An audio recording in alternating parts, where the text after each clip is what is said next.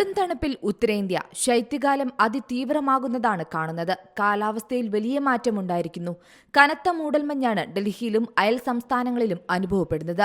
മഞ്ഞുവീഴ്ച ശക്തമായതിനാലും കാഴ്ചപരിധി വളരെ കുറഞ്ഞതിനാലും ഹിമാചൽ പ്രദേശ്, ഉത്തരാഖണ്ഡ്, ജമ്മു കശ്മീർ എന്നിവിടങ്ങളിൽ ഒട്ടേറെ ഹൈവേകൾ അടച്ചു. -3 ഡിഗ്രി സെൽഷ്യസ് മുതൽ -6 ഡിഗ്രി സെൽഷ്യസ് വരെയാണ് ഇവിടങ്ങളിലെ താപനില.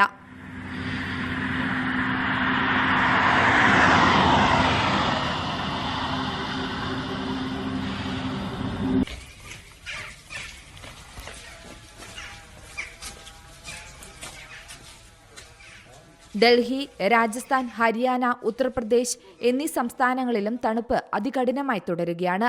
6 മുതൽ 8 ഡിഗ്രി സെൽഷ്യസ് വരെയാണ് കുറഞ്ഞ താപനില. ജമ്മു കശ്മീരിലെ പൂഞ്ചിൽ കനത്ത മഞ്ഞുവീഴ്ചയെ തുടർന്ന് മുഗൾ റോഡ് 4 ദിവസമായി അടച്ചിട്ടിരിക്കുകയാണ്. കശ്മീർ താഴ്വരയെ ലഡാക്കുമായി ബന്ധിപ്പിക്കുന്ന സോജില പാസും അടച്ചു. ശ്രീനഗറിലെ ധാൽ തടാകം തണുത്തുറഞ്ഞ നിലയിലാണ്. നാളെ മുതൽ ഹിമാചലിലും ജമ്മു കശ്മീരിലും ശീതതരംഗം എത്തുമെന്നും മുന്നറിയിപ്പുണ്ട്. അതേസമയം ജമ്മുവിലേക്കും ഹിമാചലിലേക്കും സഞ്ചാരികളുടെ ഒഴുക്ക് തുടരുകയാണ്.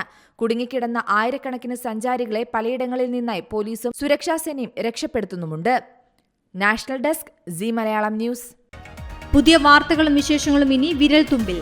എല്ലാ ഡിജിറ്റൽ പ്ലാറ്റ്ഫോമുകളിലും ഇപ്പോൾ സീ മലയാളം ന്യൂസ് ലഭ്യം.